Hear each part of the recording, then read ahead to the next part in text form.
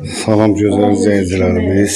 Malik qardaşımız artıq əməliyyata hazırlanıbdır. Şəhid anasıdır, gəlib bu günlərimizdən birlikdədir. Allah bütün şəhidlərimizə rəhmət şəfa eləsin. diləyirəm. Arzum budur ki, sağ-salamat Malik gəlsin. İnşallah.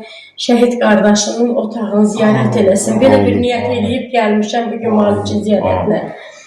Malik, sağ-salamat sən gözləyirəm. İnşallah yaxşı olar. Heç bir həyəcanlanma, yaxşı olarsan. Allah İnşallah. razı olsun.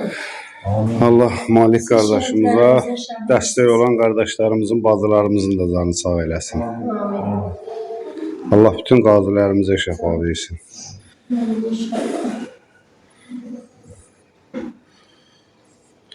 Allah kömək edən qardaşlarımız, bacılarımız, sizə təşəkkür edirəm. Malik qardaşımız artıq bir neçə dəqiqədən sonra inşallah əməliyyata girir. Yalnız sizlərin duasına ehtiyacımız var. Allah qazilərimizə şəfa versin, canını sağ eləsin. Həkimlərimizin də Allah canını sağ eləsin. Bütün qazi balalarımızın hamısını ömrünü uzun eləsin, hamısına Allah şəfa versin, canları sağ olsun. Onsuz da onlar bizim yaralı ürəklərimizə təpər olan bir övladdılar. Allah onlara ömür versin. Amin. İtirdiklərimizi itirmişik, barın bundan belə Allah bunlardan bizə heç nə göstərməsin. Amin. Xoşluqlarına baxaq, görə sevinək. Çox sağ ol, ana, çox sağ ol.